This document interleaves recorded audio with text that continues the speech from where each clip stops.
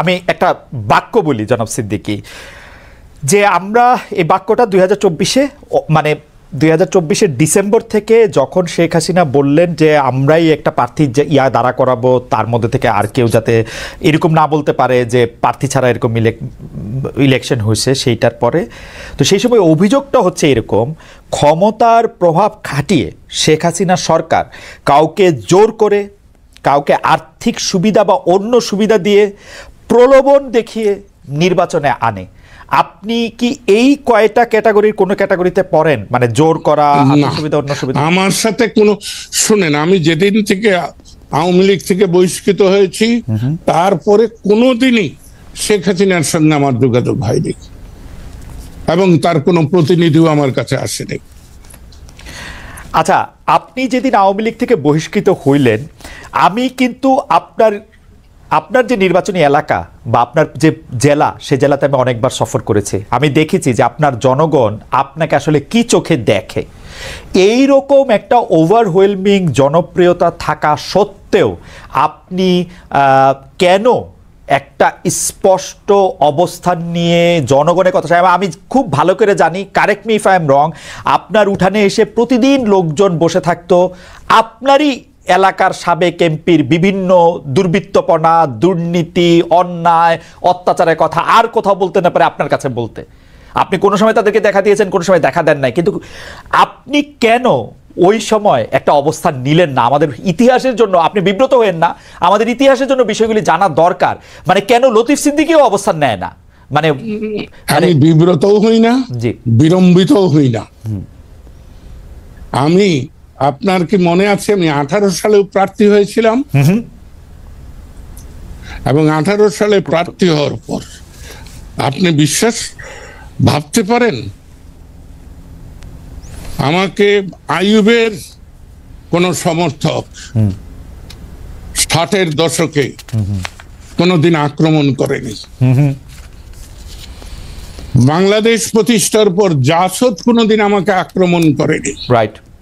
BNP কোনোদিন আমাকে ব্যক্তিগতভাবে আক্রমণ করেনি, জাতীয় পার্টি আমাকে কোনোদিন আক্রমণ করেনি। কিন্তু ওই বাচ্চা ছেলেটি, যার জন্মদাতা আমি বলা যেতে পারে, এই বাচ্চা ছেলেটি কিছু লোক লেলিয়ে দিয়ে আমার গাড়ি ভেঙে দেয়। যেদিন গাড়ি ভেঙে দেয় সেদিনই আমি অনশনে বসি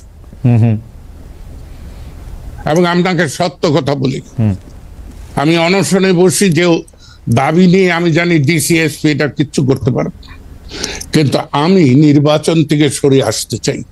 এই কৌশল হিসাবে আমার জীবন সঙ্গী লায়লা সিদ্দিকী তখন হাজার হাজার লোক নিয়ে মিছিল করছে, সে অনুরোধ করেছে, হাজার হাজার লোক এসে আমাকে অনুরোধ করেছে আপনি অনশন বন্ধ করে কালীহাতি আসুন। আমি কালীহাতি যাব না, কারণ আমাকে এমপি বানানোর জন্য কেউ প্রাণ হারা, কোন মায়ের বুক খালি হোক, কোন নারীর স্বামী নিহত হোক, কোন শিশুর পিতা নিহত হোক, এটা আমি চাই না। সেজন্যই আমি নিজেকে প্রত্যাহার করে নিয়ে এসেছি। আমি এলাকায় যাইনি, যেই আমার সঙ্গে দেখা করতে আসতো তার বিরুদ্ধেই 5টা 7টা মিথ্যা গায়েবী মামলা হতো, পুলিশ অকাতরে এই মামলাগুলো করতো। আপনারাও পুলিশের রেকর্ড দেখুন, দেখতে পাবেন। কিন্তু এই লোকগুলো কিন্তু আওয়ামী লীগের। অবশ্যই অবশ্যই আওয়ামী লীগই তো হবে। গত 15 বছরে আওয়ামী লীগ ছাড়া তো আর কেউ ছিল না। কিন্তু না, এরা ওই আওয়ামী লীগের না, হাইব্রিড আওয়ামী লীগের না। আপনার কাছে যারা আসছে তাদের কথা আমি বলতেছি না, যারা মামলা দিয়েছে তারা তো আওয়ামী লীগেরই। যারা মামলা দিয়েছে, অত্যাচার করছে, তাদের কথা আমি বলতেছি। আপনার কাছে যারা আসছে তাদের কাউরে কাউরে আমি আওয়ামী লীগের হিসেবে চিনি, তাদের কাউরে কাউরে আমি সাধারণ জনগণ হিসেবে চিনি, যারা আপনার কাছে এসছে এবং মামলা। তাই এই দায়িত্বশীল আইন শৃঙ্খলা রক্ষাকারী পুলিশ বাহিনী এই কাজগুলা করেছে। কিন্তু জনাব সিদ্দিকী, আপনি কি এইটা স্বীকার করবেন না, আপনি যেহেতু 2018 সালে কথা তুললেন, যে টাঙ্গাইলে সিদ্দিকী পরিবার, আপনার সহোদর ভ্রাতারাও এইটার সাথে সরাসরি জড়িত ছিল, যখন রাজনৈতিকভাবে আপনাকে নানাভাবে, আমি বলবো এটাকে মোকাবেলা আমি বলবো না, রাজনৈতিকভাবে আপনার বিরুদ্ধে যখন ষড়যন্ত্র হয়েছে, তখন আপনার সহোদররাও এর মধ্যে জড়িত ছিল। এবং আপনার সহোদররা যে টাঙ্গাইলে মানে আপনাদের পরিবারে অনেক বড় ফ্যাক্টর, এর মধ্যে তো সবসময় এটা পজিটিভভাবে এইটা উচ্চারণটা আসে নাই। যতটা পজিটিভ লতিফ সিদ্দিকীর নামে আসছে ততটা পজিটিভ তো অন্যদের ব্যাপারে আসে না। এবং কেউ কেউ দাবি করে থাকেন এর জন্য আপনি দায়ী, আপনি বড় ভাই, আপনি বাকিদের এক ধরনের প্রশ্রয় দিয়েছেন, সাধারণ ইয়াতে তৈরি করেছেন। আমি প্রশ্রয় দেইনি বলেই কিন্তু আমার উপর রুষ্ট ছিল। শুনেন, আমার সাথে বঙ্গবীর কাদের সিদ্দিকীর আজকে সেই তার বালক আমি কিশোর বয়সের যে সম্পর্ক, এখন সেই সম্পর্ক, এবং আজকে আমার যে অস্তিত্ব রয়েছে, এখনো যে আমি যেভাবে সম্মানের সঙ্গে চলছে, এটা বঙ্গবীর কাদের সিদ্দিকীর ভালোবাসা। কিন্তু তখন স্বাধীনতার পর আমার সঙ্গে দ্বন্দ্ব হয়েছে, এবং কাদের সিদ্দিকী এখন স্বীকার করেন, বুঝেন যে ভুল হয়েছে। সেটা বড় কথা নয়, বড় কথা হলো 2001 সাল পর্যন্ত বঙ্গবীর কাদের সিদ্দিকী এবং অন্যদের সঙ্গে আমার দ্বন্দ্ব ছিল। তার পরবর্তী সময় আমার ভাইদের সঙ্গে আর কোনো দ্বন্দ্ব নেই।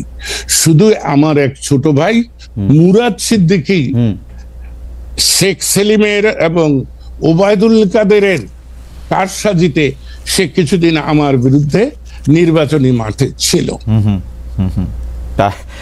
এছাড়া আচ্ছা, আমি একটু আপনার স্থানীয় পর্যায় থেকে আমি একটু ন্যাশনাল এটা একটু ফোকাস করতে চাই। যে মানে আমার মনে হয়, এটা আমার প্রশ্ন করতে গিয়ে আমার মন্তব্য, যে শেখ হাসিনার হঠকারিতার ফলে এবং যে হঠকারিতার শাসন উনি 1.5 দশক ধরে চালু রেখেছিলেন, এই পর্বে মানে যেটাকে আমি আওয়ামী লীগ সরকারের হঠকারিতা বলি, সেইটার কারণে মুক্তিযুদ্ধের চেতনা, বঙ্গবন্ধুর আদর্শ তারুণ্যের কাছে তিক্ত বিষয় হয়ে পরিণত হয়েছে। এর সঙ্গে বিরোধ তৈরি করে দিয়েছে, মুখোমুখি দাঁড় করিয়ে দিয়েছে। এইটা থেকে উত্তরণের আর কোনো পথ আছে? মানে এই যে একটা ডিভাইড, এই ডিভাইডটা থেকে কি আসলে উত্তরণের কোনো পথ আছে? অবশ্যই আছে। পৃথিবী এইরকম দ্বন্দ্ব কিন্তু পৃথিবীতে নতুন না। পৃথিবী দ্বন্দ্ব সংঘাতের মধ্য দিয়ে গিয়েছে। আজকে যে আমরা ইউরোপ আমেরিকার কথা বলছি, এটা 100 বছর 200 বছরে আজকের ইউরোপ আমেরিকা নয়, এটা 1000 বছর লেগেছে। আমরা যে রেনেসার কথা বলি ইতালিতে, সেই রেনেসা আসতেও এবং আসার পরেও আজকে আমরা প্রায় 500 বছর এইখানে আছি। তাই এটা কোনো সমস্যা না। শেখ হাসিনার হঠকারিতা নয়, তার কর্তৃত্ববাদিতা, প্রভুত্বকামিতা, এটাই সর্বনাশটা করেছে। এবং অর্থলোলুপতাও আমি বলবো, এই সব মিলেই এই অর্থ লোলুপতাটা, এইটার ব্যাপারে মানে ইন্টারেস্টিং। মানে এটা কখন থেকে, স্পেসিফিক কখন থেকে এটা তার মধ্যে থেকে আসলো? অনেকেই মনে করে থাকেন যে শেখ হাসিনাকে এই পথে, এই অর্থলোলুপতার পথে নিয়ে আসার জন্য শেখ রেহানা দায়ী, কেউ কেউ বলে থাকেন তার পুত্র জয় দায়ী। আপনি এটাকে কিভাবে দেখেন আসলে?